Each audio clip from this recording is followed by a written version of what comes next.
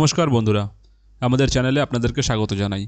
যারা চ্যানেলটিকে প্রথমবার দেখছেন তারা অবশ্যই চ্যানেলটি সাবস্ক্রাইব করে নেবেন এবং বেল আইকনটি দাবিয়ে দেবেন, যাতে চ্যানেলে দেওয়া সকল ভিডিওর প্রথম নোটিফিকেশান আপনাদের কাছে পৌঁছে যায়। তো বন্ধুরা, আজকে এসএসসির যেমন একটি মামলা ছিল, যার আপডেট আমি দুপুরে দিয়ে দিয়েছি, তো তার সাথে মহারাষ্ট্রের একটি কেস, ঠিক আছে, তার আজকে একটা রায় হয়েছে। হয়তো কেসটি মহারাষ্ট্রের, ইভেন এটাও বলে দিচ্ছি এটা মাইনরিটি স্কুলকে নিয়ে কেস, কিন্তু জাজ মহাশয় যে রায়গুলো দিয়েছেন সেই রায়গুলো কিন্তু অল ওভার ইন্ডিয়া সব স্কুলের জন্য অ্যাপ্লিকেবল হবে, ঠিক আছে। তো এখানে কিছু স্পেসিফাইড ইম্পর্ট্যান্ট লাইন্স আছে আজকে অর্ডার কপিতে, আমি এটা সবার সাথে শেয়ার করতে চাই। সবাই একটু স্ক্রিনে দেখবেন। দেখুন কি বলেছে।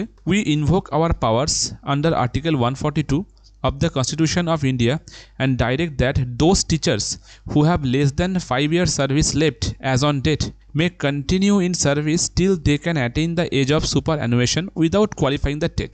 মানে যে সমস্ত টিচারের চাকরির বয়স আর 5 বছর আছে মিনিমাম, তারপরে তাদের রিটায়ারমেন্ট আসবে, তারা বিনা টেট পাস করে তাদের চাকরি কন্টিনিউ করতে পারেন। We make it clear that if any such teacher as per promotion he will not be consider eligible.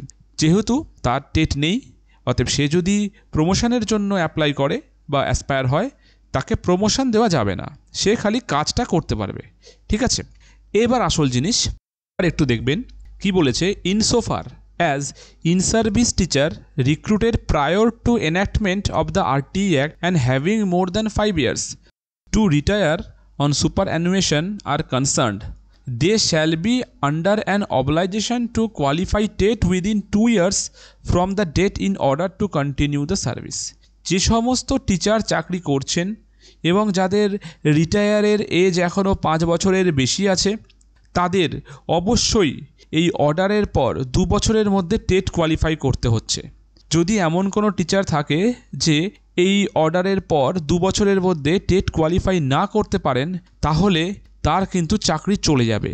এখানে স্পষ্ট ভাষায় লেখা আছে, if any such teachers fail to qualify TET within the time that we have allowed, they shall have to quit service. তাকে চাকরি ছাড়তে হবে। They may be compulsorily retired and paid whatever terminal benefits are entitled two.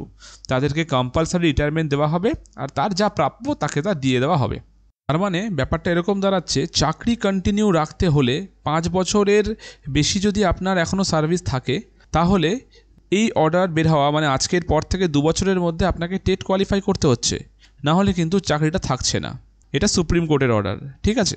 এবার logically দেখুন, আমরা যারা মানে 2012 সালের পর থেকে যারা চাকরি পেয়েছেন, তারা মোটামুটি সবাই টেট কোয়ালিফাই করেই কিন্তু চাকরি পেয়েছে, কারণ 2011 সাল থেকে টেট পরীক্ষা হচ্ছে।